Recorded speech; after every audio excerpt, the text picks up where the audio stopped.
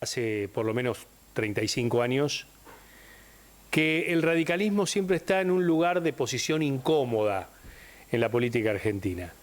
Después de lo que fue aquella primavera con Raúl Alfonsín, ¿no? Lo escuchábamos allí en ese preámbulo que cerraba ese discurso de campaña que conmovía no solo a los propios, sino también a los ajenos en ese momento, porque era otro el contexto de país, se venía de la noche más negra, más oscura, como fue la dictadura, sino que Alfonsín comenzó a conducir un radicalismo que obviamente tuvo su eclosión con un peronismo fuerte de la década del 90, que se reagrupó detrás de Carlos Menem y que dejó por varios años tecleando al Partido Centenario.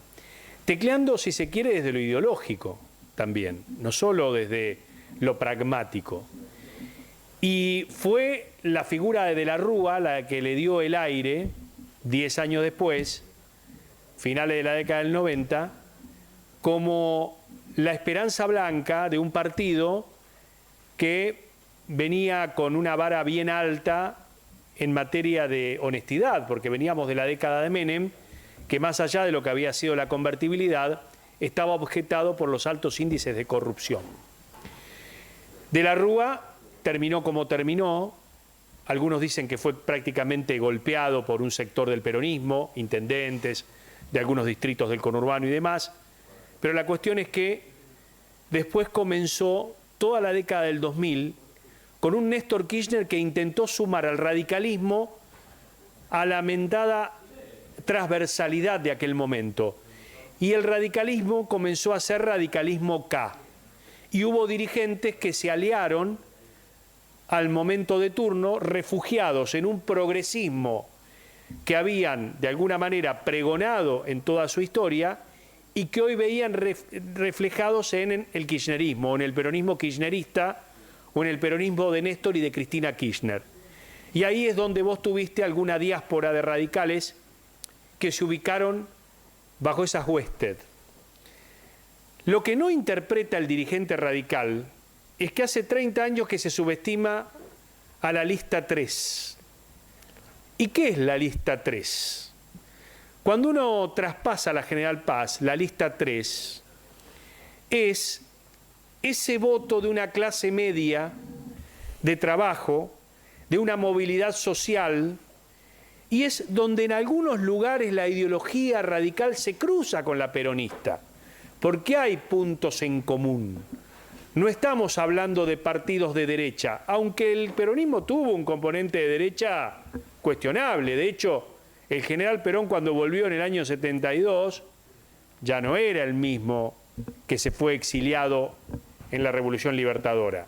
Sin embargo, el radicalismo siempre fue un partido que conservó el progresismo, el desarrollismo, ¿no? El tema de una clase media trabajadora que soñaba también con la ascendencia social, una ascendencia social que en la Argentina cuesta cada vez más y prácticamente quedó en la utopía. Lo que vimos con Martín Lustó en las últimas horas, vimos un ejemplo de esos dirigentes que ya no respetan la lista 3, no respetan lo orgánico que tiene el radicalismo, no respetan la interpretación de los tiempos del radicalismo. Porque la verdad que quedar prácticamente solo comandando el Comité Nacional, ahora me lo van a contar los chicos que son expertos en política, yo no soy un experto en política, solamente hago un análisis como usted, que nos está viendo en todo el país. A mí me parece que Lustó no supo leer los tiempos, porque se critica permanentemente que Argentina es peronia, o Argentina es peronista, o Argentina siempre es tierra fértil para que vuelva el peronismo, pero el peronismo es orgánico, señores. El peronismo es orgánico. El peronismo dice hay que ir para acá y es un movimiento que sabe limar las asperezas y se pone detrás de un líder. El radicalismo tiene un problema de egos muchas veces. Y lo de anoche de Lustó fue un ego. Un ego que algunos temen ocurra lo mismo en la Cámara de Diputados, con otros excelentísimos dirigentes que tiene el radicalismo y que también están jugando su propio juego. Y vuelvo sobre esto. El radicalismo se ha quebrado o se ha doblado, como dice la marcha, muchas veces, pero son los campeones en parecer siempre en el momento más incómodo, ¿no? ¿Cómo les va? Bienvenidos. Hola Mariano, buenas noches. Mariano, buenas ¿Coincidís noches. un poquitito conmigo o no? La UCR tiene una disputa interna que todavía no dirimió. Viene desde fines, te diría, del año pasado. Hay dos bloques nítidos. Uno perdió hoy un jugador, ¿no? El gobernador de Jujuy, Carlos Sadir, decidió salir de lo que era el núcleo entre Lustó y el ex gobernador Gerardo Morales para confluir con Alfredo Cornejo, Gustavo Valdés, Leandro Esdero y un interrogante que es Maximiliano Puyaro. Claro. Hablando de lo que son las figuras que mencionabas vos, claro, de la lista 3. Claro, ¿no? yo lo que digo es, al radicalismo le cuesta la cohesión dentro de las banderas del partido. Le cuesta muchísimo. Digo, gobiernan miles y miles de intendencias en el interior del país. Creo que hace décadas que no gobiernan 11 provincias como ahora. Creo que 10, 11 provincias gobiernan. Digo, tienen un poder real tan importante y sin embargo no se ponen de acuerdo. No logran ponerse de acuerdo. Le pasa lo mismo que al peronismo. Claro. Pero el peronismo tiene... Pero ahí te la discuto, porque el peronismo ha tenido una líder en los últimos 20 años. El radicalismo no ha tenido un líder en los últimos 20 años. Bueno, pero...